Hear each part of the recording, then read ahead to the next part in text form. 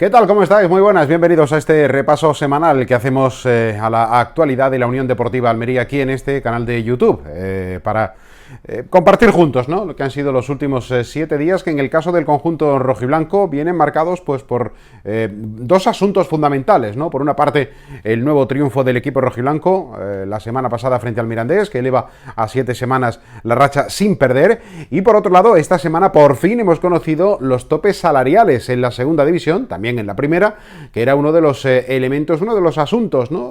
Uno de los temas que más llamaban la atención por evaluar de alguna manera la evolución del conjunto rojiblanco, la capacidad, a nivel de capacidad económica, pero sobre todo autorizada por la Liga, ¿no?, que fue la diferencia con respecto al año pasado, que el equipo almeriense fue capaz de manejar y de gestionar un buen capital en cuanto a ingresos, pero la Liga no le autorizó tanto, ¿no? Pero eso lo comentamos después. Porque vamos por partes, iniciamos con lo que fue ese triunfo, ¿no?, de la Almería frente al Club Deportivo Mirandés, un conjunto rojiblanco que ha sumado la tercera victoria consecutiva, ese 2-1 frente al conjunto de Miranda de Ebro. El conjunto burgalés ha dejado a un conjunto rojiblanco en una situación, desde luego, bueno, pues ya más acorde, ¿no?, confirmando todas esas buenas sensaciones que estábamos teniendo con el equipo, ¿no? Son 7 semanas sin perder.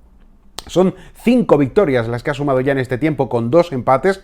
Recordad que después de ese empate frente al Cartagena, enlazó 2 semanas consecutivas con victoria. Luego llegó la semana del empate del Girona y después han sido 3 triunfos seguidos. Así que con todos estos puntos, el Almería, además entre ellos el del Sabadell, ¿no?, con ese partido aplazado en la jornada 1, pues el Almería ha dado un salto muy importante a nivel clasificatorio y ya sí está en esa zona en la que ha de transitar, o se espera que transite durante todo el campeonato. Lo cual, para empezar, y antes de echar un vistazo a algunos detalles del partido, lo primero que nos hace ver es lo importante. Es verdad que esto no es una regla matemática, ¿no? Y es verdad que una cosa es el deseo, una cosa es la intención, y luego otra cosa son los resultados que por muchos factores pueden o no acompañar, pero en este caso sí se demuestra, o sí por lo menos refuerza, ¿no?, la teoría de que la tranquilidad, la calma, es un buen aliado, ¿no? Y eso lo decimos pues por ese momento que tuvimos de cierta inquietud, de un mes sin conseguir victoria. Aquellas 3 derrotas, luego el empate frente al Cartagena, nos dejaron un sinsabor importante. Había mucho comentario que a día de hoy se ve pues con una ironía mucho mayor, pero que en su momento, pues oye, era una sensación que existía sobre ¿se comerá o no los turrones José Gómez en el Almería? Bueno, pues llegó el momento de cambiar el rumbo, ¿no? Y a partir del día del Fuenlabrada, yo creo que el Almería ha encontrado su personalidad, con altibajos, pero ha ido encontrando un estilo y sobre todo un desarrollo de ese estilo, que más allá de los rivales que puede tener, y que, como en el caso del Mirandés, también es verdad que no sé si decir modificó, pero que sí obligó a reajustar algunas cosas y tampoco fue un partido ideal ni completísimo del Almería, pero sí lo suficientemente acertado y adecuado como para que los 3 puntos quedaran en casa. Pero ese partido, esa victoria frente al Mirandés, del encuentro tampoco vamos a hablar demasiado, más allá de esos retoques en cuanto a los puestos a la titularidad, porque tenía que disputar el partido sin los internacionales, con lo cual Fernando volvió a la portería. Partidazo de nuevo de Fernando. La verdad es que este año es un privilegio ver la pareja de porteros, el trío de porteros, ¿no? Porque Lluís Tarrés, con dinámica de la primera plantilla, pero con ficha del filial, solo lo hemos visto en pretemporada. Suponemos que tendrá alguna oportunidad. Quizá el encuentro de Copa sea su día, lo veremos, ¿no? Pero sí que hay una sensación de que cuando está el portero titular Macariche, pues ya lo hemos visto, pero cuando sale Fernando, héroe, tanto en Mirandés, ante el Mirandés, como ante el Sabadell. Y Lluís Tarrés, insisto, con muy buenas sensaciones las que ha transmitido. Pero el problema estaba con Peibernes, ¿no? La lesión muscular de Peibernes impedía que pudiera jugar el partido. El Almería no tenía ni a Macariche ni a Maras, utilizó a César de la Hoz como central zurdo. Y no lo hizo mal, desde luego, ¿no? Incluso su compañero Jorge Cuenca, que ya regresaba el miércoles, después de cumplir 21 años, justamente, estando concentrado con la selección en ese partido frente a Israel, que no jugó, que descansó, así que eso es una ventaja para el futbolista esta semana, pues decía que bueno, que estuvo viendo el partido y valora de una muy buena manera el trabajo de su compañero César de la Hoz dentro de esa polivalencia. Pero más allá de eso, que era un poco el preámbulo, yo creo que el partido, como antes os decía, nos ha dejado una imagen, la de Umar Sadik. El Almería se pone por delante con gol de Fran Villalba y luego consigue el segundo gol el conjunto rojiblanco antes del descanso, obra de Umar Sadik, en una gran asistencia de nuevo de José Corpas, gran protagonista en estos últimos partidos y en esta reacción rojiblanca. Pero cuando estaba el éxtasis del gol, la imagen de Umar Sadik no reflejaba demasiada felicidad. Primero porque no celebró el gol, es verdad que luego hemos visto, echando vistazo a vídeos en etapas en otros clubes, que por el motivo que sea, que lo desconozco, no es que sea muy dado a celebrar muy efusivamente los goles que marca. Pero bueno, más allá de esa conducta o de ese patrón que pueda tener el nigeriano, sí se veía rostro de mucha tensión. Y si esa sensación podía haber quedado solamente en eso, en un detalle, bueno, pues igual sí, igual no, cuando vemos cómo Iván Bayú se acerca a Umar Sadik, le coge de la cabeza, Umar Sadik devuelve también ese gesto de agarrar al compañero, y se produce un diálogo entre los dos, ¿no? Un diálogo donde luego hemos sabido que Bayú simplemente lo que le decía, que era lo que imaginábamos también en el partido, le transmitía energía positiva, le transmitía confianza, le transmitía palabras para elevar la moral al futbolista, y luego Umar Sadik ha reconocido que efectivamente tanto Bayú como luego cuando fue sustituido en la parte final del partido José Gómez también le dijeron cosas parecidas, pero Umar Sadik, que esta semana además ha tenido comparecencia ante los medios de comunicación, ha agradecido ese gesto, ha dicho que él lo que quiere es ser feliz y transmitir felicidad al equipo, pero además ha dejado con sus palabras, y ya lo habíamos visto con los hechos, que es un futbolista extraordinariamente autoexigente. Y sus palabras en la rueda de prensa, insisto, que dio esta semana, es que no es suficiente, es que ha marcado un gol, sí, pero no es suficiente. Es verdad que el día del Mirandés tuvo un par de jugadas, bueno, en una jugada tuvo un remate que rebota en el palo, luego le vuelve a caer, luego otra vez remata y le saca el portero con la mano, lo que en alguna de las dos ocasiones, en condiciones normales, podía haber sido el primer gol, pero no fue así, ¿no?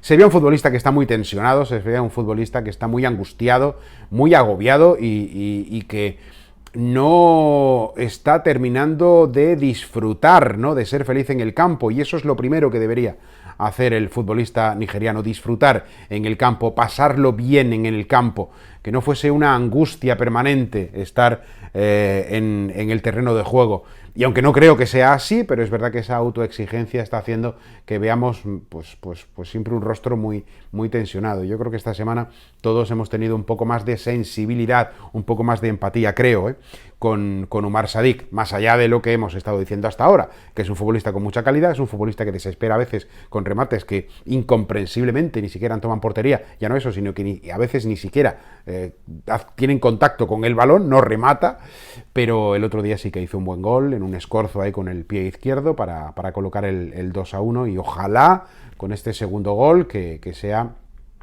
el de, bueno, la normalización de su situación, de la adaptación a esta Liga Española. Ya son 2 goles, ha provocado un penalti, ha tenido buenas acciones ofensivas en cuanto al colectivo, pero falta que también brille la luz de un futbolista al que la sombra de Darwin Núñez es evidente que le afecta todavía, y luego a eso pues evidentemente se añade la inversión que el Almería hizo por el futbolista nigeriano, al que adquirió por 5 millones más otros 5 en variables, distintos variables, de Partizan de Belgrado. Pero bueno, más allá del partido, de la imagen de Umar Sadik y de todo esto, el siguiente punto importante de la semana era el anuncio por parte de la Liga de los topes salariales en primera y en segunda división, en una rueda de prensa telemática donde Javier Tebas habló de muchas cosas, entre otras que el fútbol español tiene un agujero en cuanto a pérdidas. Bueno, en realidad esto habría que explicarlo bien, aunque es muy farragoso y tampoco voy a perder demasiado tiempo al respecto, ¿no? Cuando se habla de pérdidas, el concepto, más que de pérdidas, es que necesita. Yo creo que esa sería una palabra más ajustada a la realidad, ¿no? El fútbol español, ha dicho Tebas, que necesita una cantidad importante, en torno a los 700, 800 millones de euros para cubrir todos los gastos previstos en condiciones normales y que, como sabéis, con el tema del COVID, pues no son tan normales, sobre todo porque el capítulo de abonados y de ticketing, o sea, de la venta de entradas, no va a generar, de momento, y no parece que vaya a cambiar esta en los próximos las próximas semanas o meses, no va a generar ingresos. Por tanto, como explicaba Tebas, los clubes que tengan menos o que tengan su ingreso por aficionados, ¿no? Abonos y entradas, menos peso que otros, pues se verán más o menos afectados. Es decir, si los ingresos de un club están fundamentalmente por la vía de los aficionados, estos equipos van a tener problemas porque es ahí donde se ha generado mucha pérdida. Los que vayan un poquito más equilibrados o tenga un peso mayor sobre elementos fijos como el patrocinio, como la televisión, como cosas que sí se puedan generar y sí se puedan ingresar, pues tendrán menos problemas. Y es ahí donde aparece la figura del Almería, puesto que, fijaros, ¿no? El año pasado el Almería, y vamos ya con los datos, 18.120.000 euros, un capital, una cantidad que luego fue reajustada en el mes de enero de cara al mercado invernal y subieron, pues no sé si no recuerdo ahora si alcanzó los 18.500.000 o 700.000, bueno, se subió unos 400-500.000 euros más, pero no pasó ni siquiera no llegó a los 19 millones. Bueno, el Almería este año, campaña 2021, la temporada del COVID de verdad, desde el principio y hasta el final, tiene un presupuesto en plantilla, un tope salarial, porque el presupuesto es otra cosa. Tope salarial para las plantillas de primera y segunda, cuerpo técnicos incluidos, de 27.582.000 euros. Esto significa que con respecto a los 18.120.000 del inicio de la temporada pasada, antes del pequeño reajuste de invierno, el Almería tiene un crecimiento sobre el tope del año pasado de un 52%. Es decir, 9.462.000 euros más que el año pasado. Repito, 9.462.000 euros más que con respecto al año pasado. Esto ha hecho que el Almería se haya colocado como segundo equipo con un tope salarial más alto de la segunda división. Y es muy curioso el detalle, porque nos vamos a quedar con el podium, primero, segundo y tercero, pero vamos a añadir también un cuarto puesto para la referencia que quiero trasladaros. El equipo con más presupuesto en segunda división, con más tope salarial en segunda división, es el Español, con 45.342.000 euros. El Español, primero. Segundo puesto es el Almería, con 27.582.000. Tercer puesto para el Leganés, con 26.704.000 euros. Y cuarto puesto, el Mallorca, con 19.049.000 euros. ¿Veis un pequeño detalle ahí? Los cuatro primeros equipos. De los cuatro equipos con más tope salarial, 3 son los ex de primera división con la ayuda al descenso incluida. El Español, que es el primero con 45.342, tercero el Leganés con 26.704 y cuarto el Mallorca con 19.049, ¿no? 19.049.000 euros. O sea, 3 equipos con tope salarial y el Almería son los 4 equipos con más tope, 3 equipos con ayuda al descenso, más el Almería son los 4 primeros de la clasificación. Pero incluso de esos 3 equipos con ayuda, 2 tienen un presupuesto, un capital, una capacidad para fichar inferior al conjunto rojiblanco. ¿A qué sé? Que son el Leganés y el Mallorca. El Español sí que está por encima del Almería y de todos. Casi le saca 18 millones,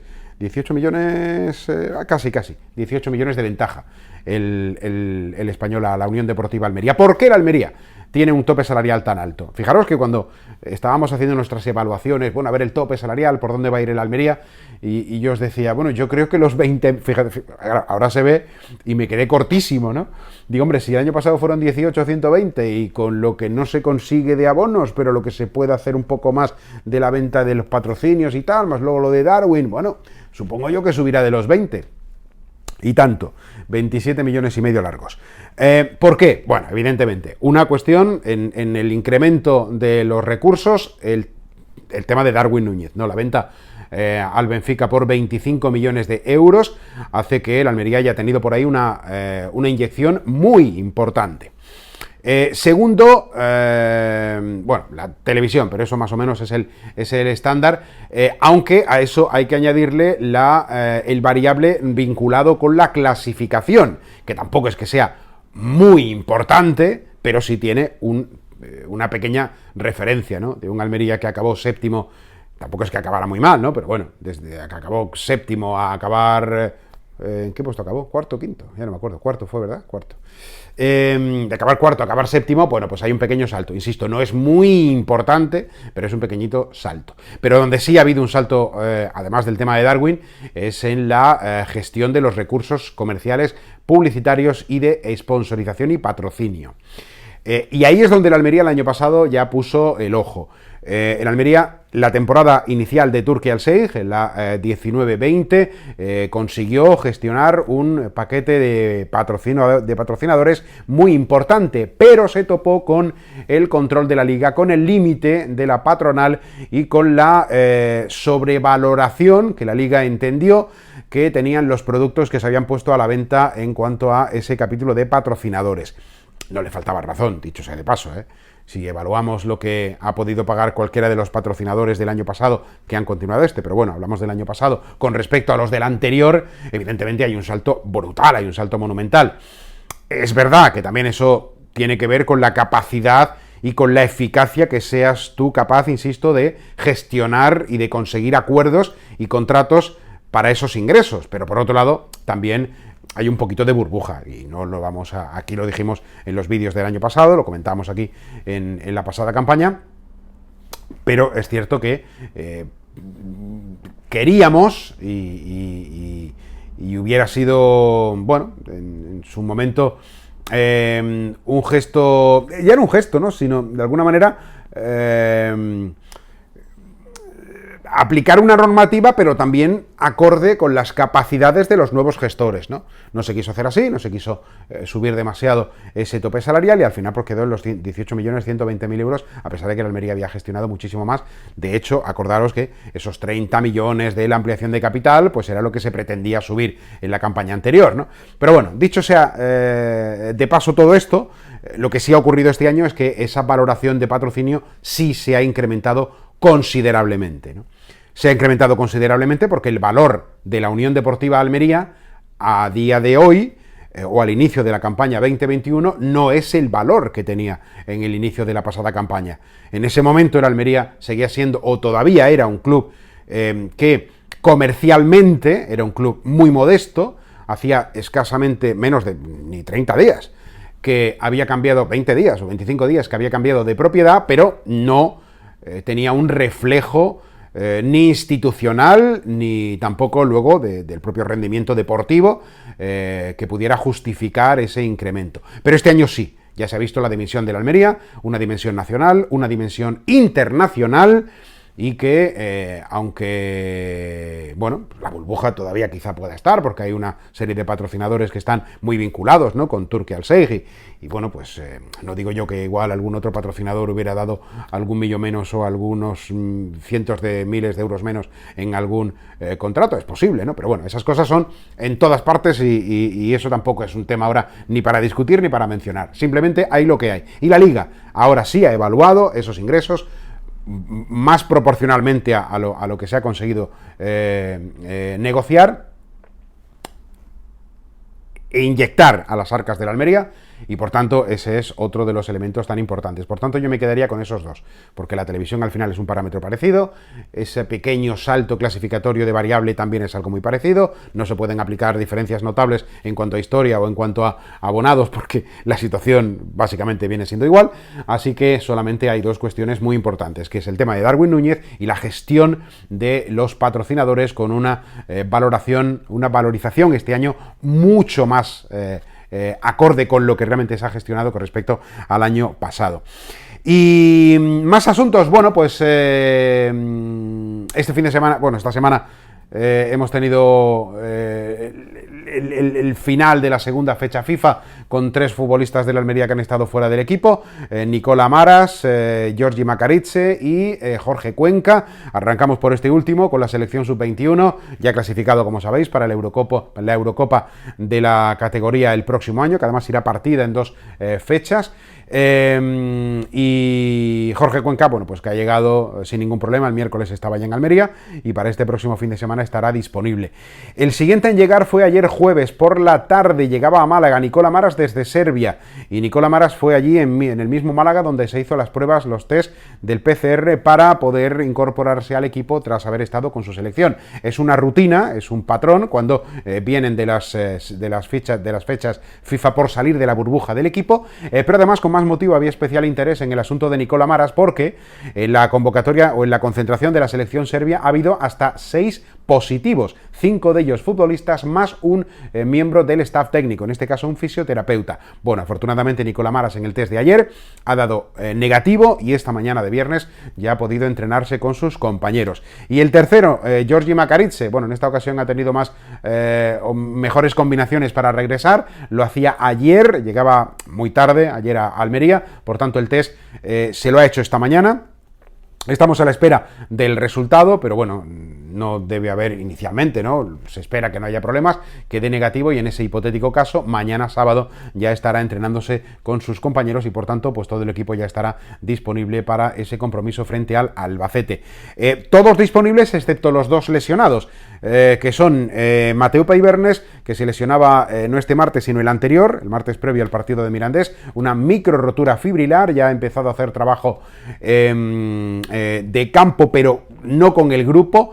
Y también 3 días después de esa lesión de Mateu Peibernes se lesionaba Joao Carballo en una situación también similar, una lesión muscular.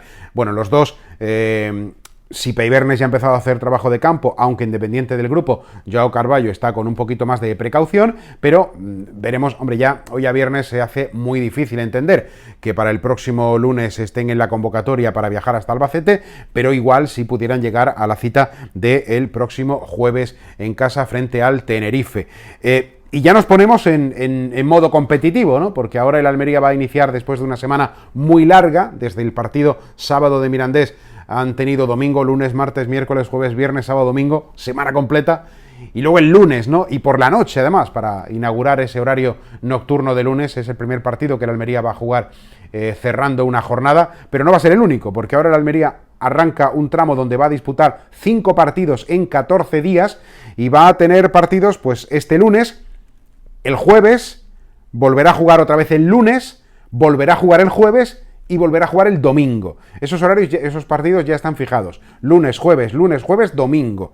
Y ahí es donde esos 5 partidos van a ser seguidos. Y después de ese encuentro, dentro de 2 domingos, es donde existe la incógnita. Hay un partido pendiente todavía de la jornada 2, del inicio de temporada dilatado, demorado para el Almería, el partido en el Mediterráneo frente al Zaragoza. Si ese partido, como está previsto, se juega antes de acabar la primera vuelta, solo habría 2 fechas previstas. Creo que esto lo comentábamos el viernes pasado.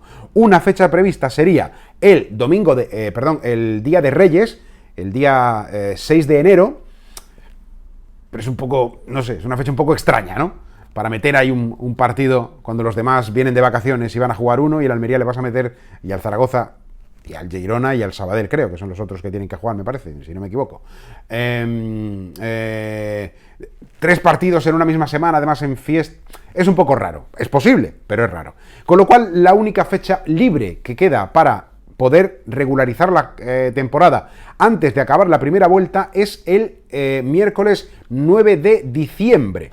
Si eso es así, que no está confirmado todavía, ni anunciado, pero si se ratifica y se confirma ese horario, el Almería pasaría a tener de 5 partidos seguidos, pasarían a jugarse 9 partidos seguidos. Porque esa semana del miércoles 9 de diciembre, que sería un poco una semana normal, pasaría a ser otra semana de rally, porque luego ya a partir de ahí vuelve otra vez a apretarse el paso, ¿no? Habría partido el domingo, habría partido de Copa el miércoles y habría partido de nuevo el domingo para cerrar el año en el estadio de Cornellá del Prat frente al Español. Así que veremos cómo se cuadra ese, solo a la espera de confirmar el asunto del Zaragoza, para saber si serán 5 seguidos de descanso y luego 3 o 9 seguidos de aquí hasta que acabe el año 2020. Y bueno, para terminar, bueno, el partido del Albacete del próximo lunes, pues eso, ya imagináis, ¿no? Para intentar buscar la 4ª victoria consecutiva. El Almería el año pasado, si no recuerdo mal, solo consiguió en una ocasión enlazar 4 victorias seguidas. Con lo cual, si lo hace esta semana el Almería, si lo hace en este momento el equipo rojiblanco, ya igualaría la mejor racha de la campaña pasada. Y además se elevaría no solo a 7, sino a 8 la semana sin perder, sumaría 23 puntos, no es el cuento de la lechera, simplemente el horizonte, ¿no?, que la Almería se le plantea para arrancar una semana donde luego el jueves tendrá que recibir al Tenerife en casa. Un partido para el que además el Almería ha puesto en marcha una porra en la que, para abonados, porque además es solamente para los abonados obviamente de la temporada pasada, donde, ojo, el premio para el que acierte la porra es de 5.000 euros. O sea, no estamos hablando de un jamón o una cesta de Navidad. Hablamos de 5.000 euros. Deben inscribirse en la propia página web del club, y ayer se colapsaron cuando fue anunciado esa porra, se colapsó la web hasta que arreglaron un poquito los servidores y pudo dar cabida a todas las peticiones, pero bueno, desde luego muy muy atractiva para la afición. Y esto me lleva pues al cierre, ¿no? Hoy también tenemos que hacer referencia, porque seguís insistiendo y porque además del viernes hacia acá no es que haya habido novedad, pero sí es verdad que hemos tenido las declaraciones, bueno, el comunicado o el mensaje, ¿no?, el tuit, en cualquier caso, de Turki Al-Sheikh. Hablamos de la salud, ¿no?, de Turki Al-Sheikh, o de la inquietud que existe por la salud de Turki Al-Sheikh.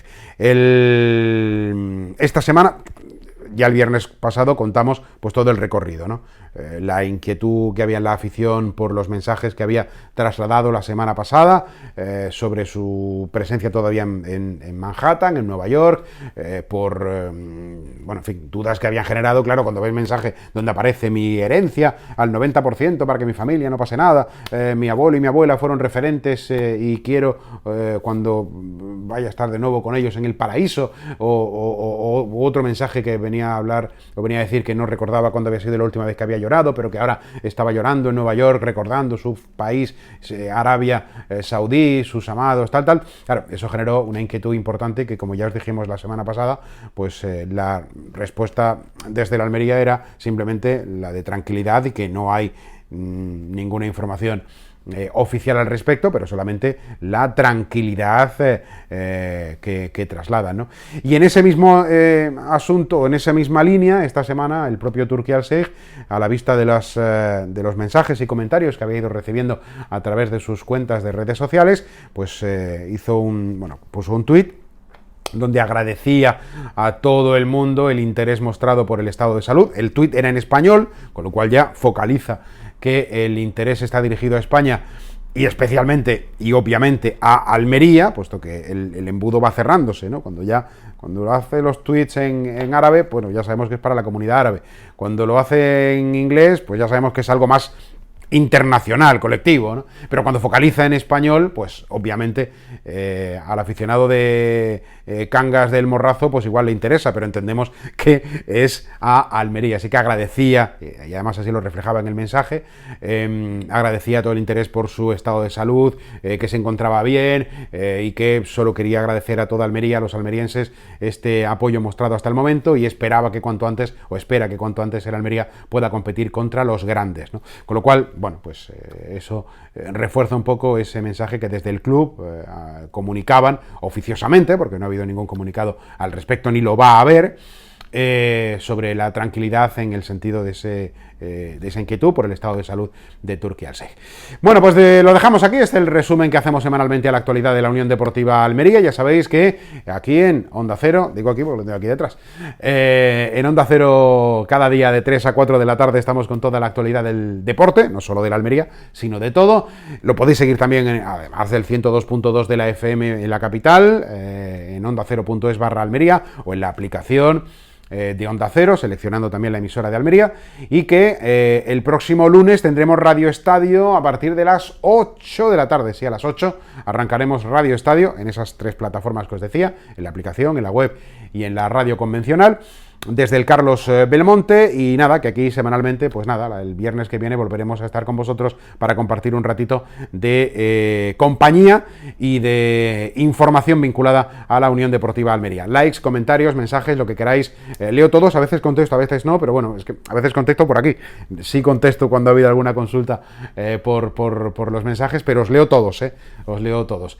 Lo dicho, likes, mensajes, compartir, campanita, todo, y suscribiros, por supuesto, importantes, y que seáis muy felices y que lo paséis muy bien. Volvemos la semana que viene. Cuidaros.